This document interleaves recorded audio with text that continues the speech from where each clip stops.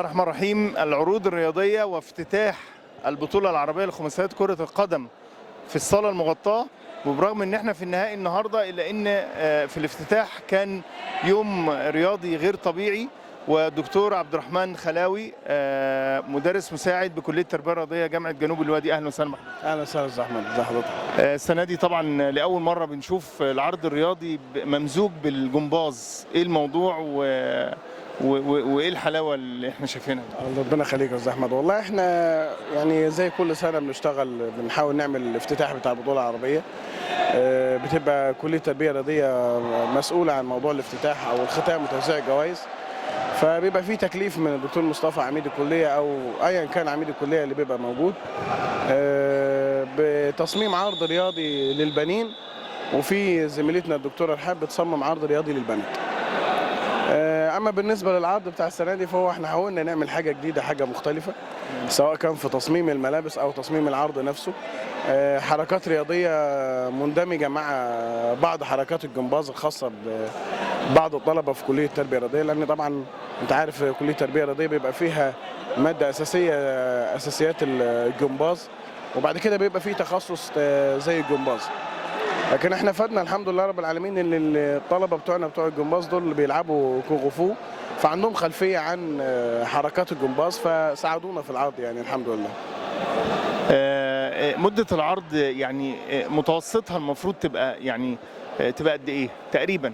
تمام. والله يا استاذ احمد، هو حضرتك احنا بالنسبه لعرض الافتتاح المره دي بقى 4 دقائق و30 ثانيه، 4 دقائق و50 ثانيه، لكن لما بنشترك في البطوله اللي هي اللي بتعملها وزاره الشباب والرياضه اخر السنه او في الترم الثاني تقريبا، بتبقى في شهر 3، بيبقى في شروط لازم العرض من 5 ل 7 دقائق، وفي شروط معينه يعني للعرض.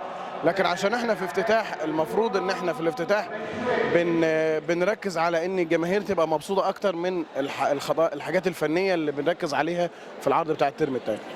الناس بتفتكر ال4 دقائق دي حاجه سهله، لكن اكيد حضرتك بتعد ال4 دقائق دي في فتره زمنيه كبيره جدا. قد ايه تقريبا عشان توصل لل4 دقائق؟ قعدت قد ايه تجهز الولاد؟ والله يا استاذ احمد، انا عايز اقول لحضرتك ان ال4 دقائق دول او ال4 دقائق ونص دول احنا قعدنا بنتمرن عشان نعمل ال4 دقائق دول 20 يوم.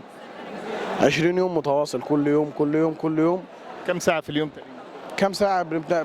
اشتغلنا ساعتها من الساعه 12 لغايه الساعه 4 يوميا. يوميا من الساعه 11 للساعه 3 تقريبا، زي كده. 80 ساعه تقريبا.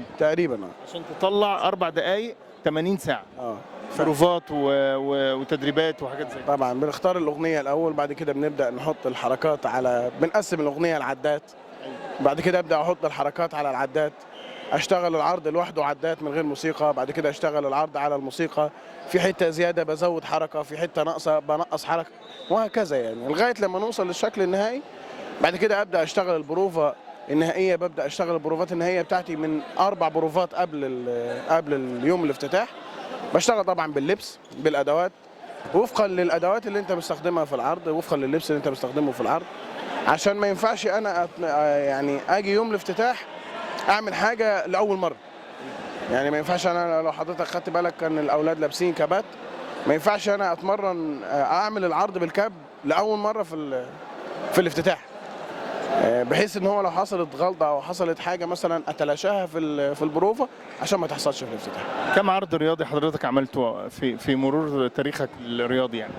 كم عرض رياضي؟ انا من اول ما اتخرجت في 2010، طبعا 2011 دخلت الجيش، 2012 و13 و14 و15 وادي 16. بتعمل عروض رياضيه؟ عروض رياضيه الحمد لله. في حاجات بره جامعه جنوب الوادي؟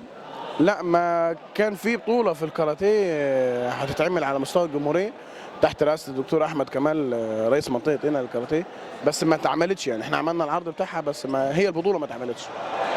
بتعمل ايه حضرتك لو جه عميد الكليه او كلفت من قبل رئيس الجامعه ان بكره في بطوله او ندوه وعايزين نعمل فيها عرض رياضي، هتعمل فيها ايه؟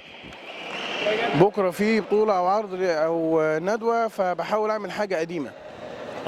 يعني احاول اعمل حاجه قديمه، ده لو حضرتك بتقول لي بكره، لكن لو مديني يومين 3 ممكن اعمل حاجه جديده.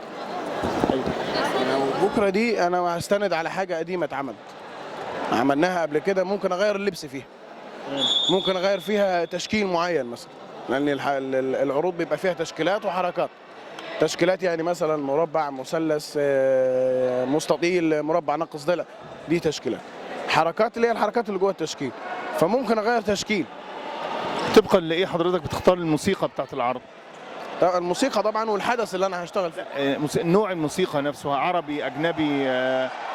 الحدث اللي انا هشتغل فيه. الحدث اللي انا هشتغل فيه، يعني مثلا افتتاح زي كده، فانا مطلوب مني ان الناس اللي موجوده دي ما تبقاش ملانه، ما تبقاش ملانه من موضوع الافتتاح مثلا. فمطلوب مني ان العرض بتاعي ما يبقاش زمنه كتير، والموسيقى الناس عارفاها، وفي نفس الوقت يعني زي ما بقول لك كده ايه، الناس عارفاها وممكن ترقص عليها. يعني ممكن هو مثلا قاعد مع نفسه كده مثلا يبدا يهز رجله، يبدا يعمل كده، يتفاعل مع الاغنيه. دكتور احنا سعداء بهذا اللقاء ونشكرك جدا، وربنا يوفقك، وان شاء الله السنه الجايه نشوف عرض جميل زي بتاع السنه دي واحلى كمان. باذن الله تشرفت باللقاء مع حضرتك، وان شاء الله دايما اشوفكم على خير باذن الله. الله يخليك، اشكرك، شكرا.